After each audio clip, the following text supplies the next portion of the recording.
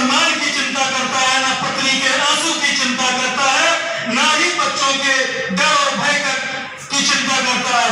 उसे तो सिर्फ और सिर्फ यह रहता है कि शाम तक शराब की जुगाड़ कैसे होता है। ऐसा व्यक्ति हमारे दिमाग में रहता है कि गांव में लिप्त होता है।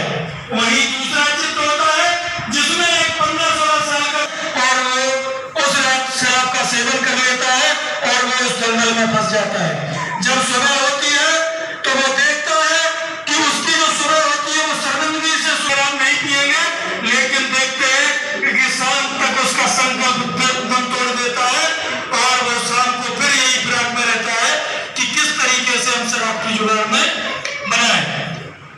अब इसमें है कि एक व्यक्ति दूसरा जो चित्र है उसमें दिखता है कि ये व्यक्ति गलत नहीं है, शराब छोड़ना चाहता है, लेकिन ये छोड़ नहीं पा रहा है।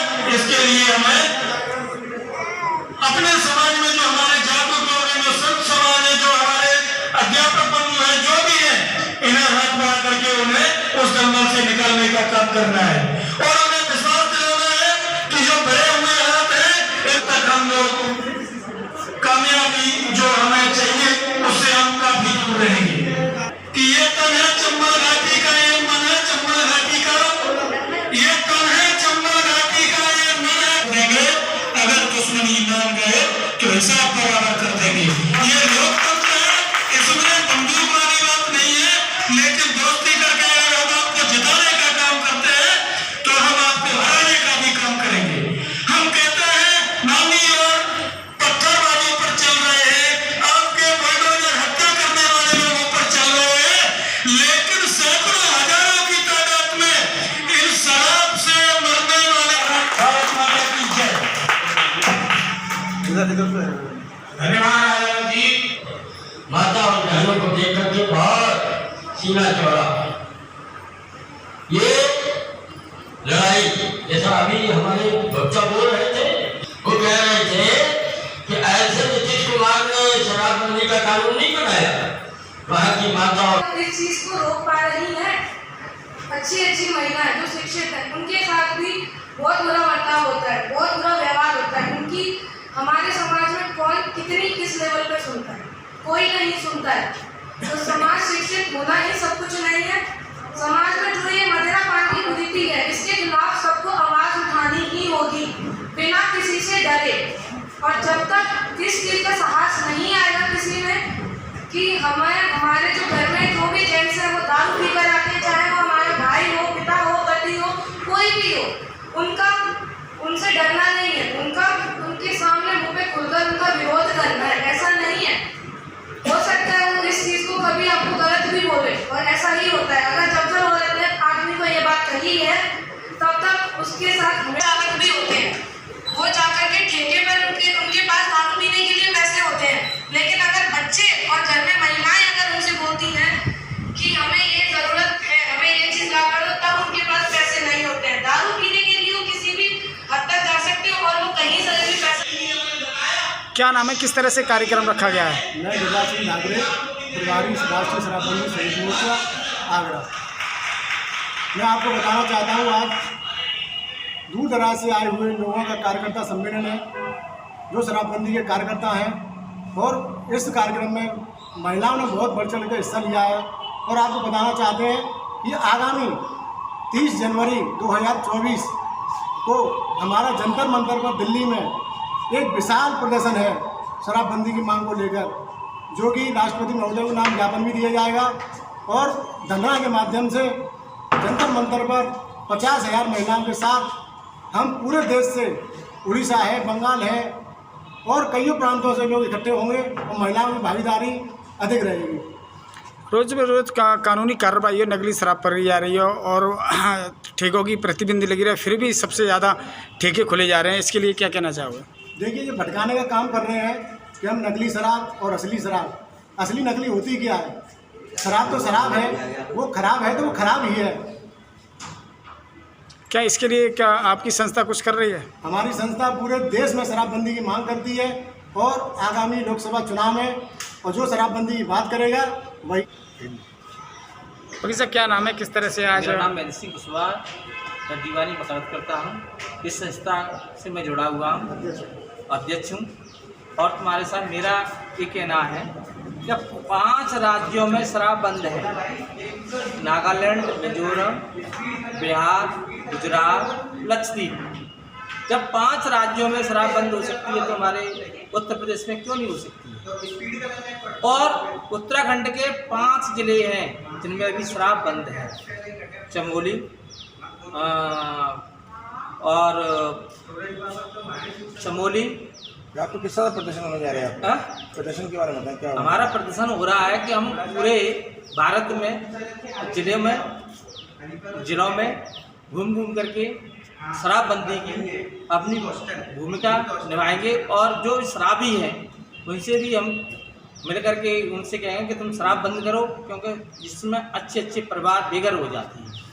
और हम सब लोग मिल करके इसमें महिलाएँ भी शामिल हैं, और महिलाएं शामिल होने के कारण तुम्हारे साहब ये हमारे साथ में खूब महिलाएं लगी हुई हैं, क्योंकि 50% आबादी महिलाओं की है, सबसे ज़्यादा पुरुष भी आता है। तो भैया क्या नाम है, किस तरह से आंदोलन चल रहा है? मेरा नाम प्रदीप सिंह प्रजापत है, मैं इटावा से बिलोंग करता हूँ। और ये 2008 से हमारा लगातार यहाँ ये शराबबंदी को लेकर कार्यक्रम चलता रहा है। और कई एक संगठन मिलकर संयुक्त मोर्चा के रूप में, शराबबंदी संयुक्त मोर्चा के रूप में एक संगठन बना के देशव्यापी आंदोलन कर रहे हैं। यहाँ पहले पूर्व में श्री चमनलाल जैन जी जो हमारे महात्मा गांधी और विनोबा जी के साथ में काम किए, उनके मार्गदर्शन में भी हमने काम किया है। 2015 में अलीगढ़ से लेके और लखनऊ तक हमने पदयात्रा भी की है। उस समय लगभग 150 लोग मरे थे जहरीली शराब पी करके। तो उसी कड़ी में आज हम लोग जो है इकट्ठे हुए हैं, वो 30 जनवरी को हमारा टारगेट है करीब जंतर मंतर पर 20,000 लोग वहाँ पहुँचें और सरकार तक हमारी ये बात जाए कि ये जो शराब है, ये जो जहर है, ये जो समाज में आप बांट रहे हो, इससे हमारी आने वाली जो नस्ल है, आने वाली जो पीढ़ी है, आने वाला जो भविष्य है, ये जो खराब हो रहा है। हमारे जो आधी आबादी महिलाओं की है, ये हम देखते हैं कि घर में जितना भी अत्याचार शोषण इनके साथ होता है, वो भी कहीं ना कहीं इस शराब की ही देन है। ज़्यादातर मैं देखता हूँ कि एक्सीडेंटल जितने भी केस होते हैं, एक औरैया में केस हुआ था कि ट्रैक्टर की ट्राली पलटी थी जिसमें 60 लोग की मौत हुई। योगी जी ने फरमान जारी कर दिया कि ट्रैक्टर पर सवारी जाना बंद, लेकिन उन्होंने उस जड़ पे वार नहीं किया कि वो जो ड्राइवर था वो शराब पी करके जो गाड़ी चला रहा था, जिसकी एक लापरवाही के कारण, जिसकी एक गलती के कारण 60 लोगों ने जान दे दी। ये उन पे काम नहीं करते हैं।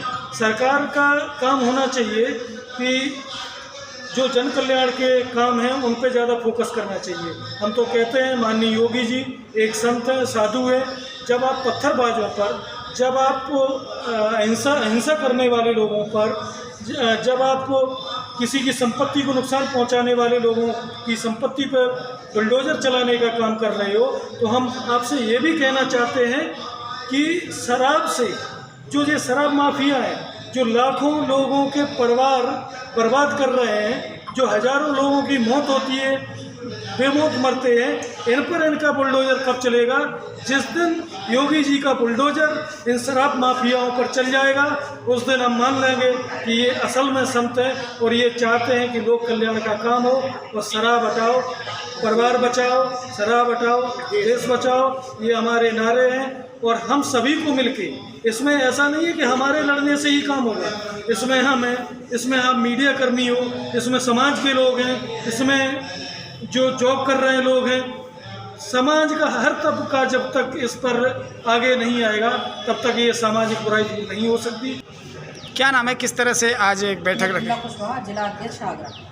किस तरह की आप बैठक की गई? ये संयुक्त समाजवादी संगठन है, उसकी शराबबंदी का प्रोग्राम चल रहा है, यहाँ मीटिंग है। और सबसे ज़्यादा हमारी ये शराब बंद होनी चाहिए, क्योंकि 5 राज्यों में बंद है तो हमारी यूपी में भी होनी चाहिए, क्योंकि सबसे ज़्यादा हमारे यहाँ महिलाएं परेशान हैं। 6 महीने नहीं होते हैं जब तक तलाक के आते हैं, ये सारा दारू के कारण होता है। तो अब इसके लिए महिला संगठन क्या करेगी? हमारी महिलाएं संगठन प्रदर्शन करेगी। 30 जनवरी का कार्यक्रम है दिल्ली में, जंतर मंतर, वहाँ जाएंगे हम सब लोग, सब महिलाएं बढ़ चढ़ कर भाग ले रही हैं हमारे साथ, क्योंकि सबसे ज़्यादा महिलाओं को परेशानी होती है। क्या नाम है, किस तरह से आज? मेरा नाम लक्ष्मी कुशवाहा, मैं आगरा से हूँ। और ये शराब को लेके निया जो ये चल रहा है इनका कार्यक्रम, और इसको लेके निया मुझे बड़ा अच्छा लगा, क्योंकि शराब से जितनी महिलाएं परेशान हैं उससे ज़्यादा मतलब बच्चे महिलाएं सब परेशान रहती हैं, क्योंकि वो कोशिश करती हैं कि हमारे पति अगर शाम को आते हैं तो हमें अच्छे से खाना सब्जी लेके आएँ, कुछ लेके आएँ, और वो आते हुए हल्ला मचाते हुए आते हैं, उनसे पूरा परिवार पीड़ित होता है। क्या वो इसी के लिए जी रही है कि रात में वो शराब पी के नहीं आए घर में? सबसे ज़्यादा परिवार बिगड़ने का कारण शराब ही बताया। बिल्कुल बिल्कुल, सबसे ज़्यादा बिगड़ने का कारण है वो एक शराब है। और ये जो गली मोहल्ला में जो ये ठेके जो शराब के खुले हैं ना, मैं चाहती हूँ कि इस पर भी कुछ ना कुछ रोक लगे, क्योंकि जहाँ बस्ती हैं वहाँ बहन बेटी सारी सब निकलती हैं और वो पी के नहीं अपने मजे में मस्त रहते हैं। सरकार को सबसे ज़्यादा तो शराब से ही फ़ायदा होता है कि शासन में जो फ्री कॉस्ट जो राशन मिल रहा है वो सरकार कहाँ से दे रही है, इसी के। बिल्कुल आपकी बात बिल्कुल, मैं आपकी बात से सहमत हूँ, क्योंकि सरकार को पूरा जितना बेनिफिट इससे जाता है, कमीशन जाता है सरकार को, वो शराब से ही जाता है। अब शराब बंद कैसे हो? अब इसके लिए हमें लेडीज़ों को वोट बनाना पड़ेगा।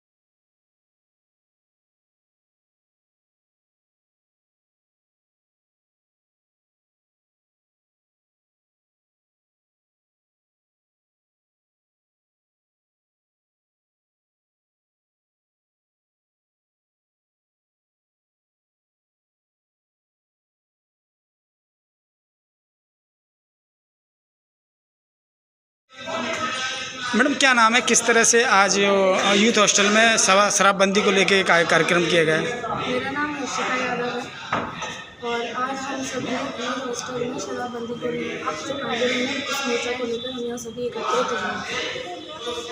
तो शराबबंदी का जो आंदोलन चला रहे हैं ये सिर्फ कहना बहुत ही आसान है कि सभी लोग शराबबंदी का आंदोलन चला रहे हैं, लेकिन उसके पीछे जो अभी सब लोग ये चीज़ कहकर जा रहे हैं कि हमें अभी प्रण ले लेते कि हमें शराब नहीं पीनी, लेकिन आगे चल के जैसा कि हमारे अतिथि जी ने बताया था कि वो चल करके आगे शाम को वो प्रण को तोड़ देते हैं, वो शराब पीने में फिर व्यस्त हो जाते हैं। उनके पास अगर पैसों का भी इंतज़ाम नहीं होता, लेकिन शराब खरीदने के लिए वो किसी भी दर तक जाते हैं, उनके पास वो कहीं ना कहीं से जुगाड़ कर लेते हैं, उनके घर में बच्चे बिलखते हैं। ठीक है, और तो मॉडर्न सोसाइटी को देख के ये लोग हमारे यहाँ की ऐसा नहीं मॉडर्न कल्चर को फॉलो कर रहे हैं जो ट्रेंड में है लेडीज़ कि नहीं अगर हमारे घर के जेंट्स पिएंगे तो चलो हम भी ट्राई करते हैं। उस चीज़ को देख के उनके बच्चों पर क्या नेगेटिव इफेक्ट पड़ता है उस चीज़ के बारे में आजकल के टाइम में कोई नहीं सोचता। ये सिर्फ कहना ही बहुत आसान है कि देश शराब मुक्त हो, लेकिन क्या शराब मुक्त देश हो रहा है? क्या हमारी सरकार इस चीज़ को आगे निरंतर बढ़ाने का प्रयत्न कर रही है? इस मोर्चा को लेके, इस आंदोलन को लेके, इस विचार कर रही है? आपका कहना है कि जब तक हम खुद शराब नहीं पीना छोड़ेंगे, जब तक इंसान खुद से ना ठान ले कि मुझे ये चीज़ नहीं करनी है, तब तक वो नहीं कर सकता है, चाहे उसके खिलाफ चाहे कितने ही आंदोलन निकाले जाए। और इसमें ये बात भी फैक्ट है कि इसमें हमारी सरकार भी हमारा बहुत साथ दे सकती है अगर वो चाहे तो। हमारा एक शहर है गुजरात, और जैसा कि बिहार, वहाँ पर शराब बिकना जैसे अलाउ नहीं है, तो हमारे देश में और भी शहर है, सरकार चाहे तो वहाँ पर भी रोक लगा सकती है। माना जा रहा है कि उत्तर प्रदेश में सबसे ज़्यादा इनकम शराब को लेके होती है। जो फ्री ऑफ कॉस्ट जो अनाज मिल रहा है वो भी साथ इसी की दिन है कि सब त्योहारों पर सब चीज़ बंद हो जाती है, पर शराब बिकना बंद नहीं होता है। तो उस चीज़ के पीछे भी मैं यही कहूँगी, अगर सरकार चाहे तो ये चीज़ सरकार के ऊपर डिपेंड करती है। सरकार अनाज होता है, राशन जो है वो फ्री बांट देती है, लेकिन इस चीज़ को वो चाहे तो वो बंद कर देती है। शराब का जो इनकम है सरकार का, वो इसी के थ्रू सबसे ज़्यादा है। और इस चीज़ को हर यूथ, जो आज का यूथ है, यंगस्टर है, वो ये चीज़ समझता है, लेकिन यंगस्टर ये नहीं समझ रहा है। अगर वो ये इन चीज़ों में पैसा ना बर्बाद करे तो वो शायद सरकार के पास इतना भी वो चीज़ें गलत तरीके से जो पैसा है, जो सरकार दावा करती है काला धन है, एक तरीके से तो देखा जा रहा है कि सरकार शराब बेच के गरीबों को अनाज दिया जा रहा है, पर गरीब अनाज बेच के शराब खरीद पी रहे हैं। हाँ, ये बिल्कुल सही बात है।